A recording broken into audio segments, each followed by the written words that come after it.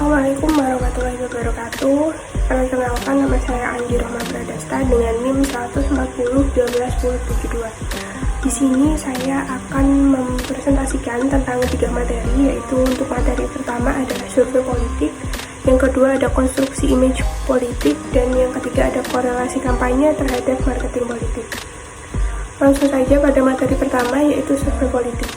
Survei politik merupakan instrumen penting dalam kebijakan politik yang membantu mengungkapkan pandangan, sikap, dan perilaku individu atau kelompok dalam masyarakat terkait dengan isu-isu politik yang relevan.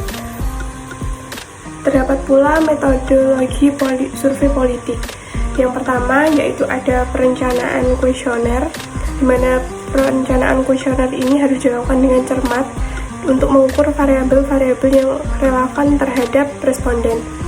Selain itu, dalam metodologi survei politik perencanaan kuesioner ini juga pertanyaan harus dirinci dengan jelas, netral, dan tidak bias agar tidak mempengaruhi responden. Yang kedua ada sampling. Pada tahap ini, populasi harus jelas dan dapat mewakili kebutuhan responden. Metode sampling yang umum digunakan meliputi sampling acak, stratifikasi, dan cluster. Berikutnya yaitu pengumpulan data.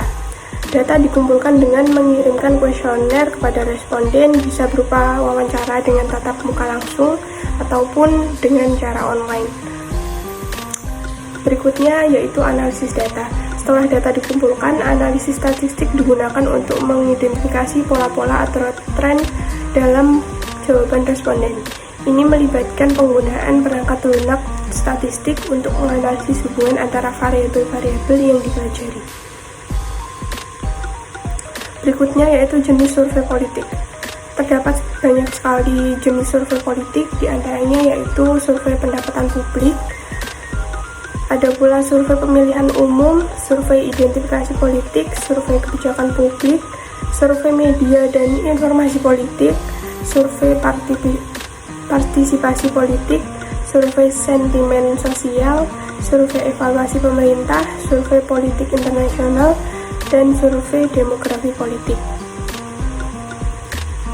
Di antara fungsi dari survei tersebut juga sangat banyak sesuai dengan jenisnya, seperti pada survei pendapat publik, di mana survei ini bertujuan utamanya untuk mengukur pendapat, keyakinan, dan sikap masyarakat terkait dengan isu-isu politik, kandidat politik, dan kebijakan publik. Ada pula survei pemilihan umum yang bertujuan untuk memprediksi hasil pemilihan umum.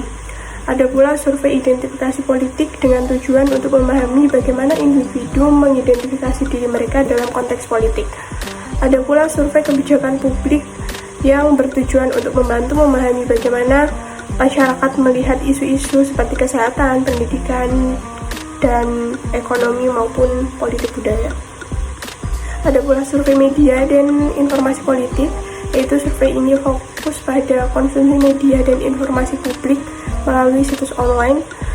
Kemudian ada survei partisipasi politik. Survei ini mengatur sejauh mana seseorang terlibat dalam kampanye konflik maupun kampanye politik dan demokrasi yang ada di negara kita. Survei sentimen sosial, yaitu survei ini mengevaluasi pandangan masyarakat terhadap isu-isu sosial yang berkaitan dengan politik seperti isu-isu etnis, gender, dan agama. Kemudian ada survei evaluasi pemerintah, yaitu mengatur kepuasan masyarakat terhadap kinerja pemerintah termasuk presiden, kongres, atau pemerintah lokal. Kemudian ada survei politik internasional. Survei ini mengevaluasi terhadap adanya sikap warga negara terhadap hubungan internasional atau yang bersifat universal dan global. Kemudian ada survei demografi politik.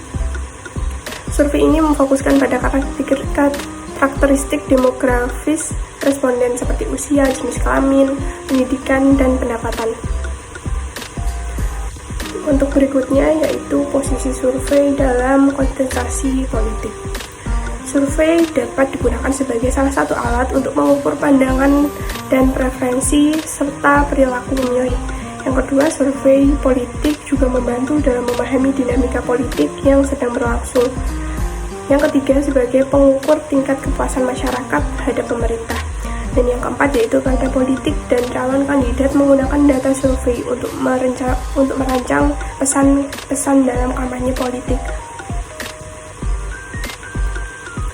Berikutnya yaitu materi konstruksi dan image politik. Konstruksi image politik adalah proses menjaga dan terencana untuk membentuk persepsi dan citra positif dari seorang individu kepada partai politik atau lembaga politik di mata publik. Kegiatan kampanye politik melibatkan berbagai strategi dan taktik untuk meyakinkan pemilih, meliputi berbicara di depan umum, calon politik atau perwakilan partai politik berbicara di depan umum untuk menyampaikan pesan mereka kepada pemilih berpotensial. Aspek penting dalam konstruksi image politik. Yang pertama adalah penampilan fisik.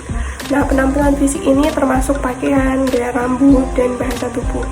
Adalah salah satu elemen penting dalam konstruksi image politik. Politisi sering memperhatikan detail-detail ini karena kesan pertama dapat memberikan dampak yang signifikan terhadap persepsi publik. Yang kedua ada retorika dan komunikasi. Kemampuan untuk berkomunikasi secara efektif menggunakan bahasa yang sesuai, retorika yang meyakinkan, serta memiliki kata-kata yang tepat sangat penting. Pesan yang disampaikan harus konsisten dengan citra yang ingin dibangun. Berikutnya yaitu konsisten dan kesesuaian. Kesesuaian antara apa yang diucapkan dengan tindakan yang dilakukan oleh politisi juga sangat penting dalam membentuk image politik pada dirinya sendiri maupun pada partai politiknya. Yang terakhir ada pemanfaatan media, yaitu media massa termasuk televisi, radio, internet, dan media sosial menjadi salah satu sarana utama yang dapat digunakan untuk membangun citra atau image politik terhadap paslon. Berikutnya yaitu image politik sebagai identitas politik.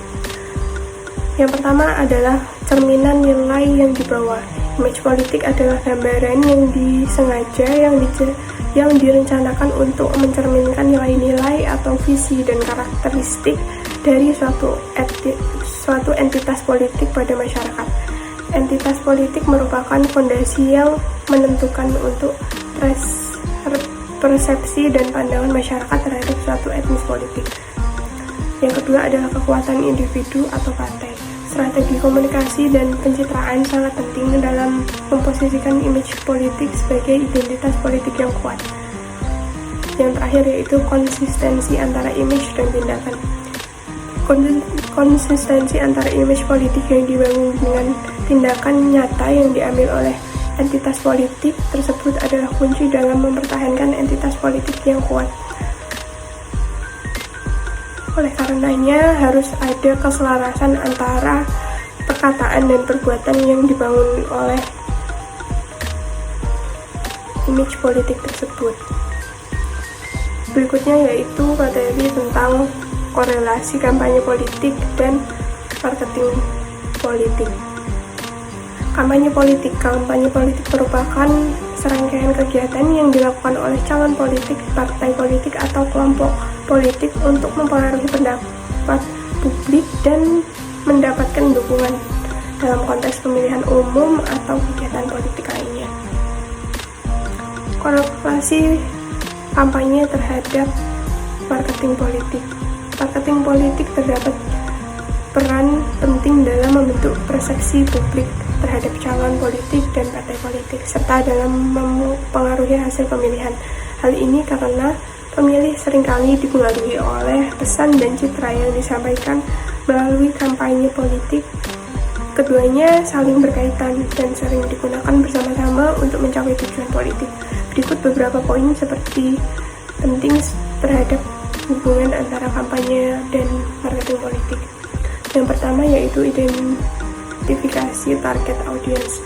Marketing politik melibatkan analisis untuk mengidentifikasi target audience yang akan mendukung kandidat atau partai politik tertentu. Ini mencakup penentuan pemilihan potensial, memahami kebutuhan dan keinginan mereka, serta merancang pesan yang sesuai. Yang kedua ada penyusunan pesan kampanye, yaitu kampanye politik seringkali didasarkan pada pesan yang dikembangkan melalui upaya pemasaran politik.